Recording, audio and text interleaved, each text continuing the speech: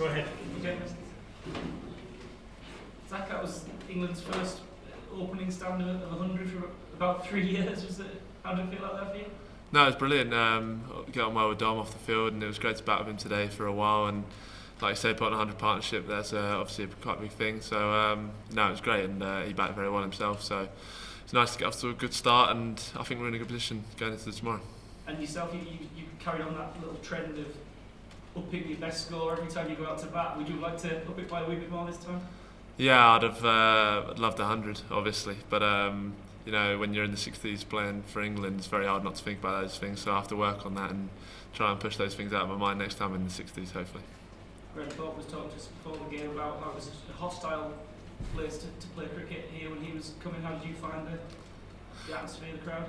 Oh, it's an unbelievable ground, no doubt, and you know, you feel like you're very much below all the stands, so it feels like you're in a bowl almost. It's a great place to play. Obviously, the rain probably kept a few people away, which didn't bring the crowds, which it might have done to create that intimidating atmosphere, which everyone talks about. But I expect that to be the case if the weather stays fair the next few days. Nick. Zak, what have you learned playing Test cricket for England this winter, and how do you think of improving yourself?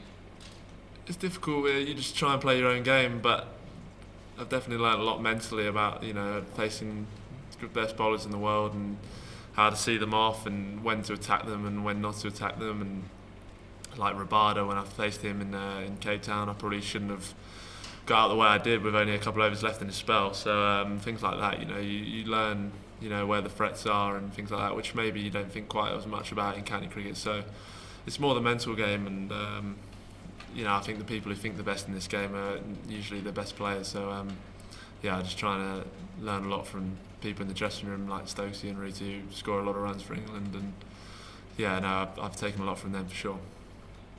Dean and Ken. You took pretty flush to the head. Did that wake you up a little bit? I mean, have you been hit that hard before? Trying to think if I've been hit that hard before. I don't think so, but no, the helmets are good these days. I barely felt it. It was fine. So no, it was you know, it was one of those pitches where everyone talks about the pace of it and how to play it and that. So you kind of hype it up in your head, but it was fine today. It was a nice place to bat. And just on what you were saying about learning on this tour, do you now feel as though you're a Test cricketer and you feel that you had some success that actually you feel like you belong and you can thrive in this environment? Yeah, I've definitely got a lot more confidence in myself. I wouldn't quite say I'm settled yet. I've definitely got a lot more to prove. But I feel like if I keep improving, then the way I am at the moment, I feel like I'm improving quite a lot each game. So if I keep on that trend, then I don't think it'll be too long before I will feel much more comfortable in this environment. Zak, the Wanderers, as you mentioned, it's got a reputation for being really hard for batting, and it's the first 100 opening stand here for 11 years. When did you sort of decide that you were in and that you could push a little bit harder? Just talk to us maybe about your game plan out there. Probably 30 balls. I try, and that's the time I feel like I'm really in. And that changes get from game to game, but it seems to be, for me, it feels like if I face 30 balls, then that's a good marker for me where I can start to feel more comfortable and push on a bit maybe. But you know, they bowl well all day and made it hard to score. I actually got off to quite a quick start and then slowed down a bit around that 30 ball mark. So you know, it changes every game. What? You mentioned it was quite a nice pitch for batting. You spent longer on it than anyone else. What do you think is a good score? Both teams have got 5-man pace attacks. Obviously, what do you see? Well, it was nice to bat before tea actually, and then after tea it got a lot harder. I think it might continue to get worse. So I think if we get 300, that'll be a very good score. There's always something in it for the bowlers, I think, actually, even though that first session didn't do a lot. They still did enough, there was a few player misses, but definitely got harder in that second session. So I think if the pitch continues to get worse, then 300 should be a very good score. Josh? Can you clarify what happened with the helmet? It looked like the umpires got quite impatient there for a second. Yeah, well, basically, the helmets they were brought out didn't fit me. Maybe because I had a bit of an egg on my head. So yeah, they all seemed a bit too small, and I said I can't bat in this. helmet, but they said I was going to be retired hurt if I didn't wear one, so I had to wear one till tea. I had to wear Don Best's helmet. Luckily, he's got a big head. So yeah, that was what happened there. But I can understand why. I mean, it did take quite a while. And if I was in the field side, with that short time before tea, you probably want to have another crack at the batsman who's just been hit. So I can understand their frustrations, but I can't bat in a helmet; it's too small for me. Dan, and then we'll finish with John.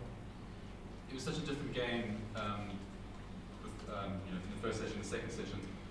What did South Africa do with the ball differently? Did they change their lines, their lengths? What did they do? I don't know. I think the pitch maybe might have quickened up a bit, which brought the nicks into a bit more. Before the first session, it was a bit slower, and so it's harder to get those nicks. But there was quite a few. I think all 4 wickets were nicks. One down leg side. So I think just quickened up a little bit, which brought those nicks into it. So hopefully it continues to quicken up, and we can find the edge when we bowl. So just off the road, you said you can go out with nothing. Did Craig go out? Was there some sort of concussion protocol you had to pass? Yeah, they just have to ask you a few questions and just see if your vision's all right and things like that. But they're very simple questions, so you'd only fail them if you were concussed. So they're Remember what your question was? it's things like where are you, and what did you get in the last game, and what time is it, things like that. So very simple. So you can get them wrong sometimes. Quickly, just ask one about Jofra. Obviously, looked like he was really keen to play yesterday, and then obviously something happened this morning in the warm-ups. Just disappointed for him. Was the dressing room pretty good for him? Yeah, obviously, everyone wants to play for England, and it means a lot to Jofra, I'm sure. So very disappointing to be on the sidelines for 3 games now. But he's a world-class bowler, and he'll be back strong, I'm sure. Cool. Thank you. Thank you.